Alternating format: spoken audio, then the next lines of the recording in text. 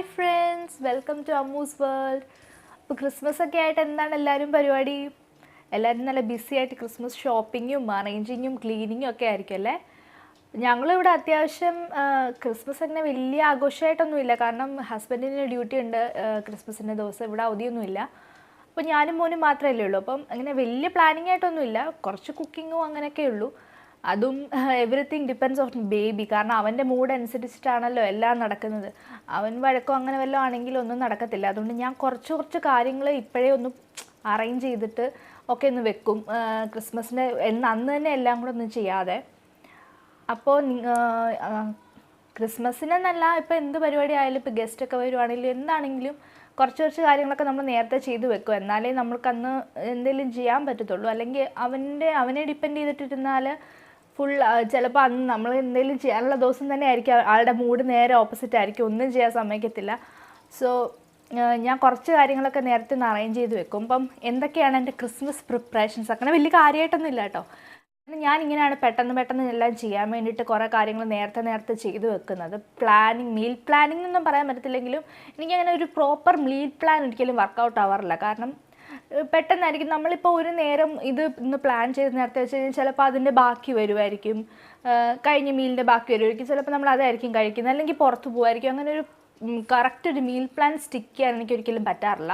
ഞാൻ ചെയ്തതെന്ന് വെച്ച് കഴിഞ്ഞാൽ നേരത്തെ കുറച്ച് കാര്യങ്ങൾ ചെയ്തു വെക്കും. ലൈക്ക് ഉള്ളി പൊളിച്ച് വെക്കുക, ജിഞ്ചർ ഗാർലിക് പേസ്റ്റ് ഉണ്ടാക്കി വെക്കുക, ഈ ഗ്രീൻ ചില്ലി, നമ്മുടെ കറിവേപ്പില, അതെല്ലാം നേരത്തെ ക്ലീൻ ചെയ്തെല്ലാം കറിയിൽ ഇടാനായിട്ട് റെഡി ആയിട്ട് വെക്കുക.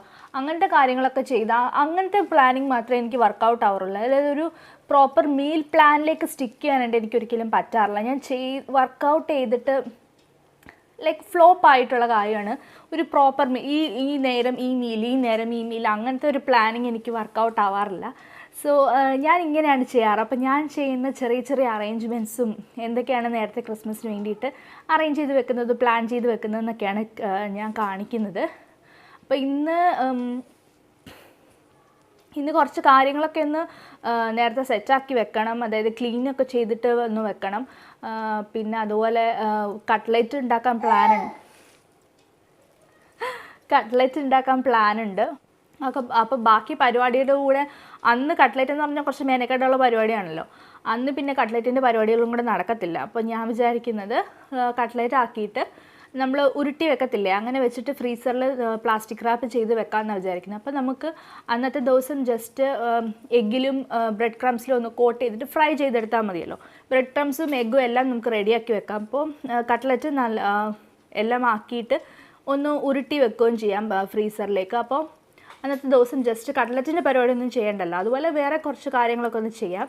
അപ്പോൾ അതെന്തൊക്കെയാണ് ഞാൻ ചെയ്യുന്നതെന്നാണ് ഞാൻ ഈ വീഡിയോയിൽ പ്രിപ്പറേഷൻസാണ് കാണിച്ചു തരാൻ പോകുന്നത്. പിന്നെ ഈ സാധനങ്ങൾ കുക്ക് ചെയ്യാനുള്ള സാധനങ്ങളൊന്നും അങ്ങനെ മേടിച്ചിട്ടില്ല. ഇന്ന് വൈകിട്ടും എല്ലാം പോയിട്ട് വേണം ക്രിസ്മസിന് വേണ്ടിയിട്ടുള്ള സാധനങ്ങൾ. അപ്പോൾ ഒരു 8-9 സവോള ഞാനിവിടെ പൊളിച്ച് വെച്ചിട്ടുണ്ട്. പൊളിച്ചിട്ട് ഇങ്ങനെ കണ്ടെയ്നറിലാക്കി വെക്കും. അരിഞ്ഞ് ഞാൻ വെക്കാറില്ല, യൂഷ്വലി ഇങ്ങനെ പൊളിച്ചാണ് വെക്കാറ്. പിന്നെ നമുക്ക് എളുപ്പമല്ലേ അരിഞ്ഞെടുക്കാനായിട്ട്. അപ്പോൾ പിന്നെ ഞാൻ വെച്ചേക്കുന്നത് വെളുത്തുള്ളിയാണ്. ഒരു 3-4 കുടം വെളുത്തുള്ളി ഉണ്ട്. അത് ഞാനിങ്ങനെ പൊളിച്ച് വെച്ചിട്ടുണ്ട്, ഇത് എളുപ്പത്തിന് വേണ്ടിയിട്ടാണ്.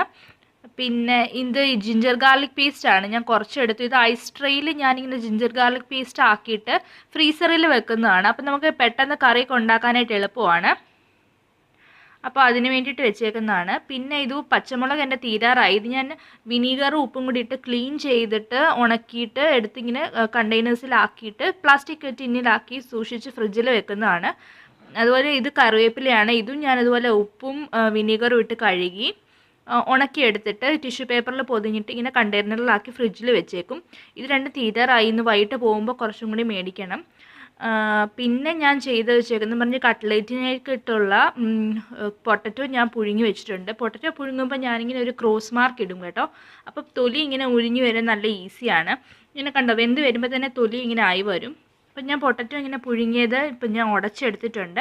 ഇപ്പോൾ ഇതൊരു 3 പൊട്ടറ്റോ ഉണ്ട്. ഇത്രയും നമുക്ക് ആവശ്യമില്ല കട്ട്ലേറ്റിലേക്ക്, കുറച്ച് ഞാൻ ബാക്കി എടുത്ത് വെക്കും, കറി എന്തെങ്കിലും ഉണ്ടാക്കുമ്പോൾ യൂസ് ചെയ്യാമല്ലോ. പിന്നെ ഇത് ചിക്കൻ ബ്രസ്റ്റ് ആണ്. ഇത് ഞാൻ നേരത്തെ ഫ്രീസറിൽ നിന്ന് എടുത്ത് വെക്കാൻ മറന്നുപോയി, അതുകൊണ്ട് ഞാൻ വെള്ളത്തിലിട്ടേക്കുന്നതാണ്. പിന്നെ ഇത് ഞാൻ വെളുത്തുള്ളി, ഇഞ്ചി, പച്ചമുളകും കൂടെ ഒരുമിച്ച് ചോപ്പറിലിട്ട് അടിച്ച് വെച്ചേക്കുന്നതാണ്.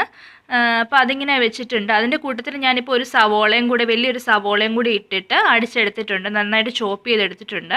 അപ്പോൾ അത് നമുക്ക് കട്ട്ലറ്റിൻ്റെ മസാല ഉണ്ടാക്കാനായിട്ട് ആദ്യം എണ്ണ ഒഴിച്ചിട്ട് അതിലേക്കിട്ട് വഴറ്റിയെടുക്കാം.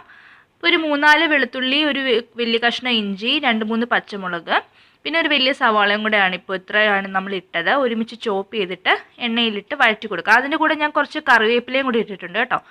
അപ്പോൾ ഇത്രയും നമുക്ക് ഒരുമിച്ച് ആദ്യം വഴറ്റിയെടുക്കാം. എന്നിട്ട് അതിലേക്ക് പൊടികൾ ഇട്ടിട്ട് വേണം നമുക്ക് ഉരുളക്കിഴങ്ങും ചിക്കനും ഇട്ടിട്ട് എടുക്കാനായിട്ട്. ചിക്കൻ ഞാൻ നേരത്തെ ഫ്രീസറിൽ നിന്ന് എടുക്കാൻ മറന്നുപോയി, അതുകൊണ്ട് ഞാനിപ്പോൾ ചൂടുവെള്ളത്തിലിട്ട് വെച്ചേക്കാണ്. ഇനി അത് കുക്കറിലിട്ട് വേവിച്ചിട്ടെടുക്കണം. ആ സമയം കൊണ്ട് നമുക്ക് ഈ മസാലയുടെ പണി ചെയ്ത് വെച്ചിട്ടുണ്ടെങ്കിൽ പിന്നെ എളുപ്പമാണല്ലോ. അതുകൊണ്ട് ഞാനിതിങ്ങനെ വഴറ്റിക്കൊണ്ടിരിക്കുകയാണ്. അപ്പോൾ ഇതിലേക്ക് ഞാൻ കുറച്ച് ഉപ്പും കൂടി ഇട്ട് വഴറ്റുന്നുണ്ട്, പെട്ടെന്ന് വഴന്ന് കിട്ടാനായിട്ട്. അപ്പോൾ ഏകദേശം നല്ല രീതിയിൽ വഴന്ന് വന്നു കഴിയുമ്പോഴത്തേക്ക് നമ്മൾ ഇതിലേക്ക് കുറച്ച് മഞ്ഞൾപ്പൊടി, ഒരു 1/2 ടേബിൾ സ്പൂൺ മഞ്ഞൾപ്പൊടി, 1/2 ടീസ്പൂൺ മഞ്ഞൾപ്പൊടി, പിന്നെ അതുപോലെ നമുക്ക് ഇതിൻ്റെ അകത്ത് ആവശ്യമുള്ള മസാല എന്ന് പറയുന്നത് കുരുമുളക് പൊടി, അതുപോലെ കുറച്ച് മുളക് പൊടി, അത്രയാണ് നമ്മൾ ഇതിൻ്റെ അകത്ത്. പിന്നെ കുറച്ച് ഗരം മസാല കേട്ടോ. ഇത്രയാണ് മസാലപ്പൊടികൾ നമ്മൾ ഇതിൻ്റെ അകത്ത് ഇടുന്നത്. അപ്പോൾ ഈ മസാലപ്പൊടികളെല്ലാം കൂടെ ഒരുമിച്ചിട്ടിട്ട് നമുക്ക് വഴറ്റാം.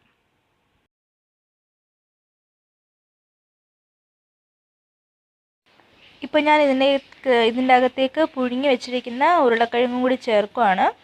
നല്ലതായിട്ട് പൊടിച്ച് വെച്ചിട്ടുള്ള ഉരുളക്കിഴങ്ങാണ്. അതും കൂടി ചേർത്ത് ഈ മസാലയുടെ കൂടെ ഒന്ന് മിക്സ് ചെയ്ത് വെക്കുകയാണ്.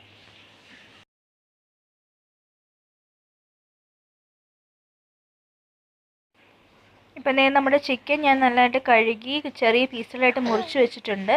അതിൻ്റെ അകത്തേക്ക് ഞാൻ കുറച്ച് ഉപ്പും കുരുമുളക് പൊടിയും മഞ്ഞൾപ്പൊടിയും ഇട്ടിട്ടുണ്ട്. ഇതെല്ലാം കൂടെ നന്നായിട്ട് ഒരുമിച്ച് മിക്സ് ചെയ്തിട്ട് നമുക്ക് വേവിച്ചെടുക്കാം. ചിക്കൻ വെന്ത് കിട്ടുന്ന സമയം കൊണ്ട് ഞാൻ ഒരു 3 പീസ് ബ്രെഡ് പൊടിച്ച് ബ്രെഡ് ക്രംസ് ആക്കി വെച്ചിട്ടുണ്ട്. നമുക്ക് കട്ട്ലറ്റ് കോട്ട് ചെയ്യാൻ വേണ്ടിയിട്ട് ഈ ബ്രെഡ് ക്രംസ് യൂസ് ചെയ്യാം. ഇത് നമ്മുടെ ചിക്കൻ നന്നായിട്ട് ഞാൻ 2-3 വിസിൽ വെച്ചിട്ട് നന്നായിട്ട് ബ്രസ്റ്റ് പീസ് ആയതുകൊണ്ട് പെട്ടെന്ന് വെന്ത് കിട്ടും. നന്നായിട്ട് വെന്ത് കിട്ടിയിട്ടുണ്ട്. അത് ഞാനിപ്പോൾ വേറെ എടുത്ത് വെച്ചിട്ടുണ്ട്. അത് ഞാൻ ചോപ്പറിലിട്ട് നന്നായിട്ടൊന്ന് പൊടിച്ചെടുത്തിട്ടുണ്ട്. അപ്പം ഒത്തിരി അങ്ങ് ഫൈനായിട്ട് പൊടിയണ്ട, അത്യാവശ്യം ഇച്ചിരി വലുതായിട്ട് പൊടിച്ച് കിട്ടിയിട്ടുണ്ട്. അതും കൂടി ഞാൻ ഈ മസാലയുടെ കൂടി ഒന്ന് മിക്സ് ചെയ്ത് നന്നായിട്ടൊന്ന് ഇളക്കിയെടുക്കുകയാണ്. ഇപ്പം നമ്മുടെ മസാല റെഡിയാണ്. ഞാനിത് ചൂടാറിയ ശേഷം കൈ കൊണ്ട് നന്നായിട്ടൊന്ന് തിരുമ്മി എല്ലാം കൂടി ഒരുമിച്ച് ഒന്നും കൂടി ഒന്ന് യോജിപ്പിച്ചെടുക്കുകയാണ്. അപ്പോഴാണ് ഇത് നന്നായിട്ട് ഒന്നുകൂടെ ഒന്ന് മിക്സായി കിട്ടുക. ഇനി നമുക്ക് ഇത് ഉരുട്ടി നല്ല കട്ട്ലറ്റിൻ്റെ ഷേപ്പിലാക്കി എടുക്കാം.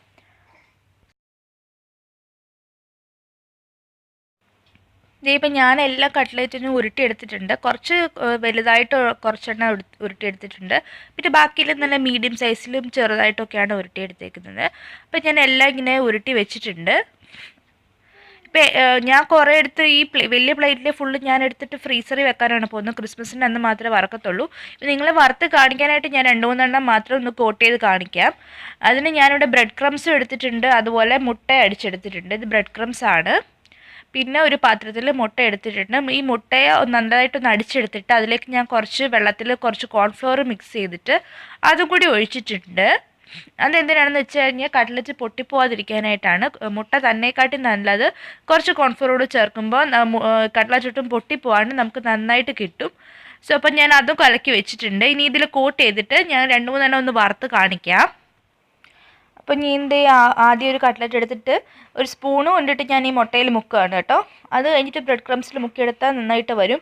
അല്ലെങ്കിൽ നമ്മൾ ഒരേ കൈ കൊണ്ട് 2-ൽ മുക്കിയെടുത്തിട്ടുണ്ടെങ്കിൽ ബ്രെഡ് ക്രംസ് എല്ലാം കൂടെ ഒരുമിച്ചങ്ങ് കൂടി പോകും നനഞ്ഞിട്ട്. സോ സ്പൂണ് വെച്ചിട്ട് മുട്ടയിൽ മുക്കിയെടുത്തിട്ട് കൈ വെച്ചിട്ട് ഞാൻ ബ്രെഡ് ക്രംസിൽ കോട്ട് ചെയ്തെടുക്കുകയാണ്. നന്നായിട്ട് എല്ലാ സൈഡിലും കോട്ട് ചെയ്തിട്ട് എടുക്കുന്നുണ്ട്. അങ്ങനെ നമുക്ക് എല്ലാം റെഡിയാക്കി എടുക്കാം. അപ്പം ഞാൻ ഒരു 4-5 എണ്ണം കോട്ട് ചെയ്തെടുത്തിട്ടുണ്ട് ബ്രെഡ് ക്രംസിലും മുട്ടയിലും. ഇനി നമുക്കിതൊന്ന് വറുത്തെടുക്കണം. അപ്പം ഞാൻ ഒരു ചെറിയ പാനിൽ കുറച്ച് എണ്ണ ഒഴിച്ചിട്ട് അത് ചൂടാവാൻ വെച്ചിട്ടുണ്ട്. ചൂടായെന്ന് അറിയണമെങ്കിൽ എന്തെങ്കിലും ഒരു ചെറിയ പൊടി, ഒരു ബ്രെഡ് ക്രംസോ അത് വല്ലതും ഇട്ട് നോക്കിയാൽ മതി. അത് പെട്ടെന്ന് മേളിലേക്ക് പൊങ്ങി വരുന്നുണ്ടെങ്കിൽ നന്നായിട്ട് ചൂടായെന്ന് മനസ്സിലാക്കാം. ഇത് ചൂടായി കഴിയുമ്പോൾ ഞാനിത് ഒരു 3 കട്ട്ലറ്റ് ഒരു സമയം ഇട്ടിട്ട് വറുത്തെടുക്കുകയാണ്. മീഡിയം ഫ്ലെയിമിൽ വെച്ചിട്ട് വേണം വറുത്തെടുക്കാൻ, അല്ലെങ്കിൽ അത് പെട്ടെന്ന് കരിഞ്ഞു പോവും.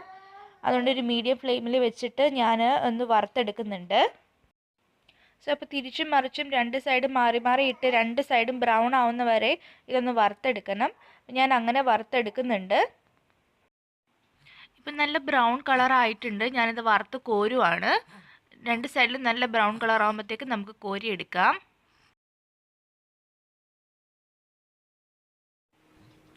ഇതാണ് എൻ്റെ ചിക്കൻ കട്ട്ലറ്റ്. നന്നായിട്ട് ഒട്ടും പൊടിഞ്ഞിട്ടൊന്നുമില്ല. നല്ല രീതിയിൽ നല്ല ബ്രൗൺ കളറായിട്ട് രണ്ട് സൈഡിലുമായിട്ട് കിട്ടിയിട്ടുണ്ട്. ബാക്കിയെല്ലാം ഞാനിവിടെ പാറ്റീസാക്കി വെച്ചിട്ടുണ്ട്. ഇത് ഞാൻ ഇനി ഫ്രീസറിലായിട്ട് വെച്ചിട്ട് ഫ്രോസൺ ആക്കി വെക്കാൻ പോവാണ്. പിന്നെ ഇതെന്ന് പറയുന്നത് ഞാൻ ഒരു ഹോം മെയ്ഡ് സെർലാക്ക് ഉണ്ടാക്കാൻ വേണ്ടിയിട്ട് അരിയും ഡാലും കൂടി ഉണങ്ങാനായിട്ട് വെച്ചേക്കുന്നതാണ് കഴുകിയിട്ട്. അതിൻ്റെ വീഡിയോ ഞാൻ ഉടനെ ഇടുന്നതായിരിക്കും. സോ അപ്പം ഈ കട്ട്ലറ്റിൻ്റെ പരിപാടി നമ്മുടെ കഴിഞ്ഞിട്ടുണ്ട്.